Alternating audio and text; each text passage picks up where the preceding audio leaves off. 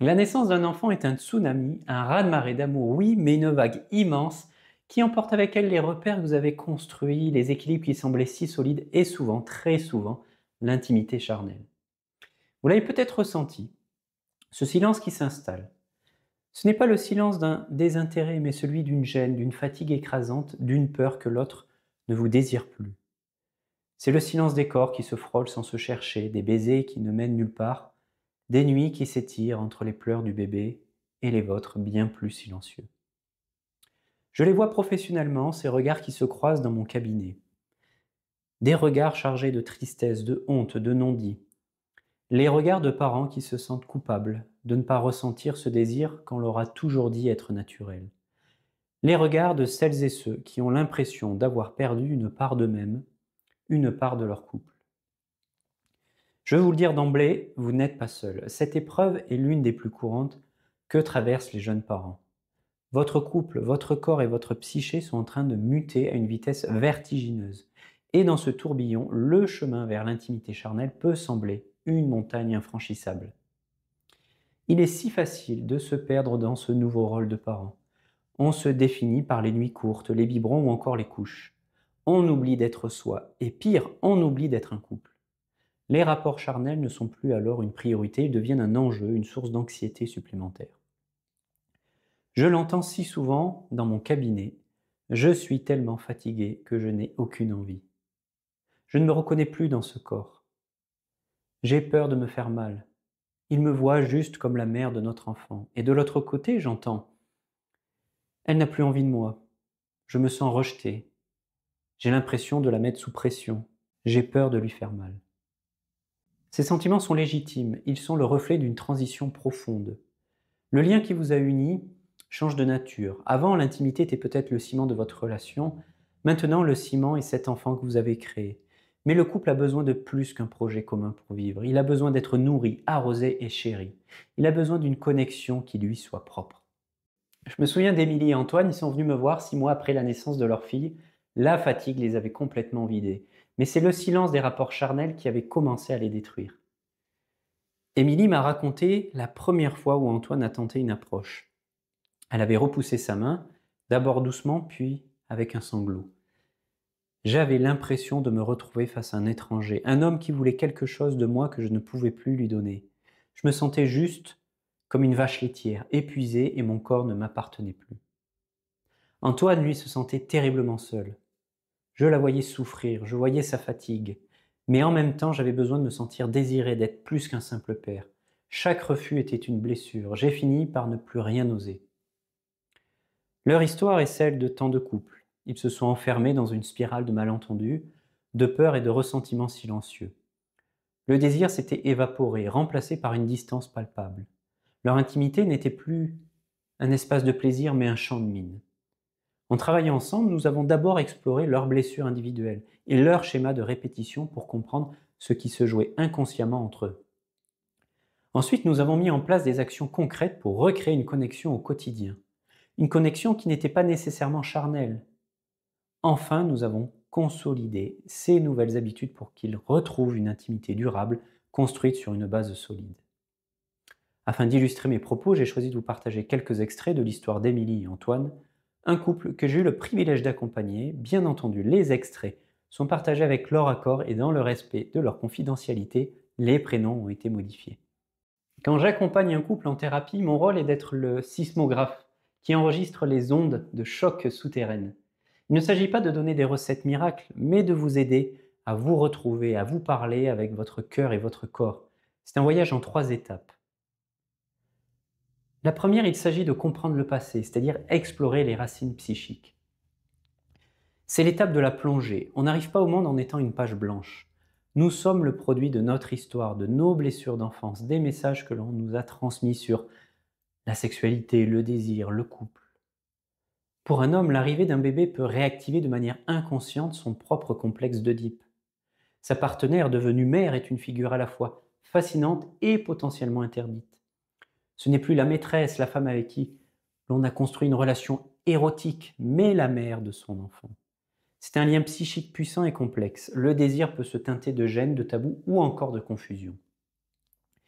Pour une femme, l'accouchement peut la plonger dans une identité de mère, qui efface l'identité de femme. La figure par exemple de la Vierge Marie, pure et maternelle, peut entrer en conflit avec celle de la femme désirante et sexuelle. Comment concilier ces deux archétypes? Comment se sentir désirable quand on se voit uniquement comme celle qui donne la vie? Peut-être que dans votre enfance, le corps a été un sujet de honte, de tabou. Peut-être que la sexualité a été associée à la performance.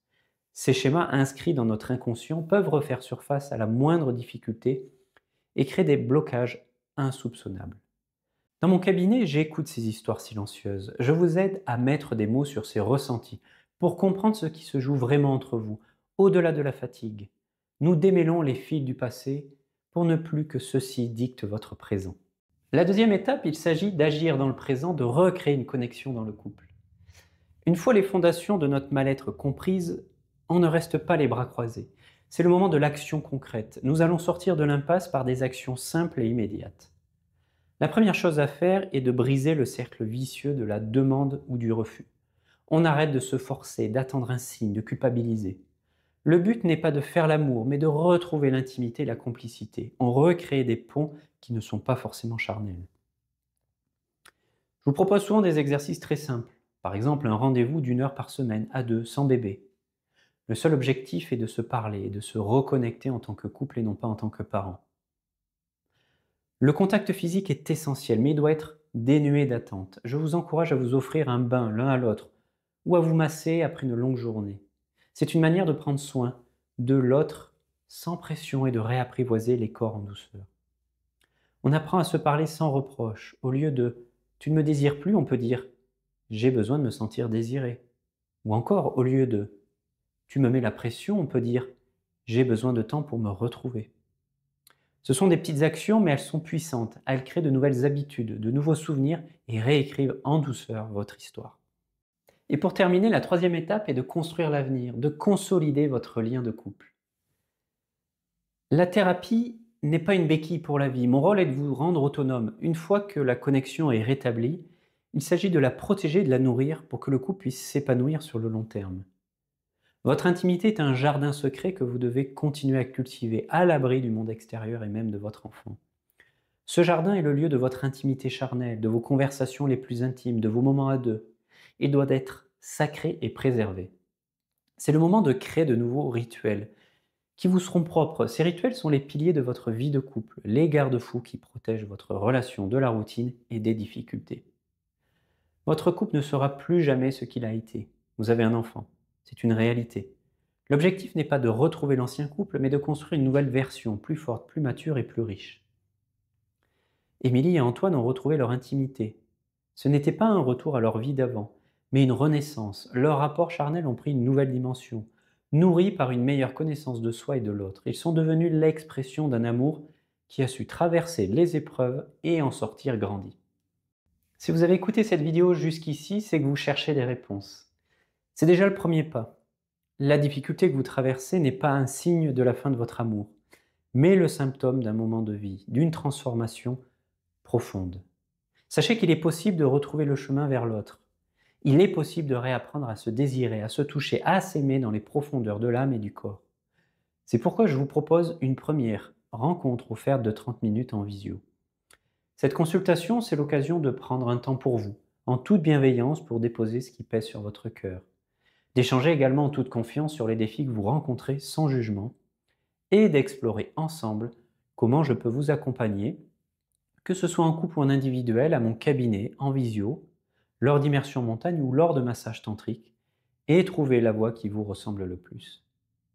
À la fin de notre échange, vous repartirez avec une écoute, une première analyse de votre situation et des pistes pour commencer, si vous le souhaitez, votre cheminement. Prenez rendez-vous et nous ferons ce premier pas ensemble. Mais vous hésitez peut-être encore. C'est une réaction tout à fait humaine. On se demande si on est prêt, si c'est le bon moment, si on mérite de s'accorder ce temps. L'envie est là, mais les peurs et les doutes peuvent être si forts qu'ils nous paralysent, nous laissant dans une situation qui ne s'améliore pas. Imaginez que ce que vous portez sur vos épaules depuis si longtemps, ce sac à dos de souffrance et de non-dit, puisse être doucement déposé. N'attendez pas que son poids devienne insupportable. Offrez-vous cette opportunité. Il n'y a pas de moment parfait, il y a juste un premier pas, petit et vulnérable. Je vous propose de le faire avec vous, de vous guider pour déposer ce qui pèse et de vous aider à vous retrouver en toute légèreté.